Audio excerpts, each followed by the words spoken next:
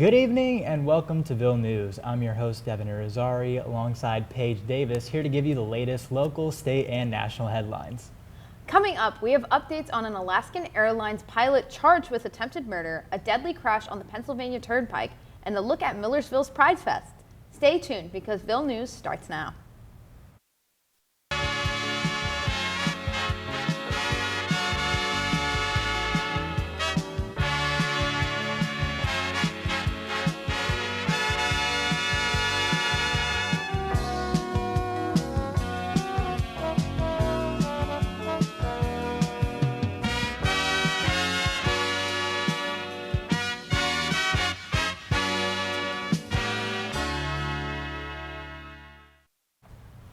On Sunday, October 22nd, a pilot was arrested after trying to shut down a plane's engines mid-flight. An Alaskan Airlines flight was forced to make an emergency diversion and landing in Portugal, Oregon, after off-duty pilot Joseph Emerson made an attempt to shut off the plane's engines while the aircraft was 31,000 feet airborne. This attempt, however, was unsuccessful, and Emerson was taken into custody upon landing. Upon investigation, law enforcement officials state that they had not found any links towards terrorism, and Emerson himself claimed that he had taken magic mushrooms, a form of psychedelic drug, 48 hours before the incident. Emerson has been charged with 83 counts of attempted murder and reckless endangerment, as well as 1 count of endangering an aircraft, all of which he pleads not guilty to. Over 7 years after the shooting at the Pulse nightclub in Orlando, the city has begun to move forward with its plans to purchase the property, plans to create a memorial as well as a museum commemorating and honoring the victims of the event that had been in the works for years prior to the One Pulse Foundation. However, internal and financial issues further delayed these plans until the property's recent acquirement. The mayor intends to have this memorial built in accordance with what is desired by those affected by the event, stating, quote, "We want to step back and decide what is the best approach to ensure that in fact we build the memorial in a way to honor the survivors and the families and the victims," end quote. The deal to purchase the property is set to close on November 10th. However, a timeline for when the memorial will be built has not been finalized yet. When we get back, updates on Patient First's program for a safer Halloween and a deadly tanker truck crash on the Pennsylvania Turnpike. Ville News will be right back. Patient First held a preview of a new idea to make Halloween safer for families and children. Starting this week, kids will be able to come in for free safety blinkers to wear while trick-or-treating and free x-rays of their candy. The kids were also able to go to Patient First to get a look inside at the doctor's office to ease their anxiety for future visits. Medical Director of Patient First Lancaster, Dr. Carol Struminger, said it's to provide a comfortable environment for them to come into that way. If they come in here in the future, at least they're comfortable that they were here. They know what to expect, and they don't have to be anxious. This event takes place at any Patient First location from October 22nd to November 3rd. Recently, a crash on the Pennsylvania Turnpike has resulted in at least 3 people's deaths so far. On Sunday, the 22nd of October, Pennsylvania State Police had confirmed the 3rd person at that point. There were 2 people who had already died due to the fire from the crash. This event was between a tanker truck and 2 other vehicles. The cars identified in the crash were an Acura sedan and a work van. In total, 5 people were involved in this accident. The sedan was stopped in the right lane of the highway when the van pulled up with their hazards to help. The tanker was unable to stop, therefore it slammed into both vehicles. This impact started an outburst of fire due to the supply of jet fuel being transported at that moment. The driver of the sedan is currently in the hospital and the incident remains under investigation.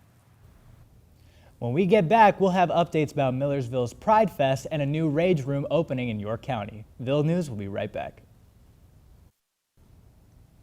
Millersville University held their annual Pridefest on campus last week. Our very own Melanie Hosterman attended to discover what this event means for students here at the university.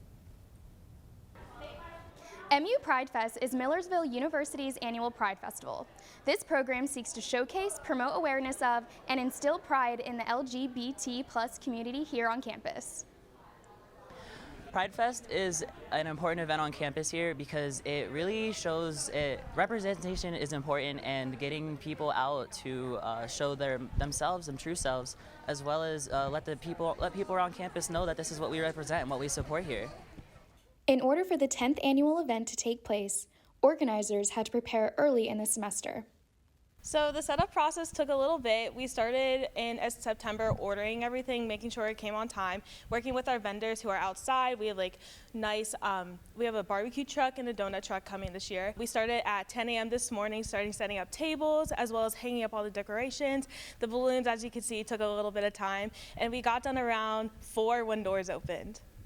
They have an area where they have separated out a bunch of identity-based items, and so you can go around, you can find items, pillows and keychains and things like that, specifically to you and your identity, and I think that's really important, especially for students here on campus. One of the coolest tables at Pridefest today is Cheiffo. They're actually out there offering free condoms and really ridiculous things, like this necklace with a condom in it.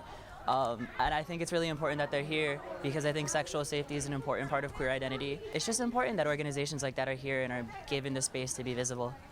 So this year's drag show, we have 6 queens, 2 from RuPaul's Drag Race, 2 local Lancaster queens, and then 2 student queens that are coming out this year for the first time. As a student, also a gay student especially, having Pridefest really helps me feel safe in this community and at Millersville. It helps me show that, the campus cares about its LGBTQ students, and that I can have a sort of like a foundation here without worrying about other aspects, and I can just focus on my education. National Coming Out Day is October 11th, which makes this event right on time and provides a great way to celebrate with others in the community. I'm Melanie Hosterman at Pridefest.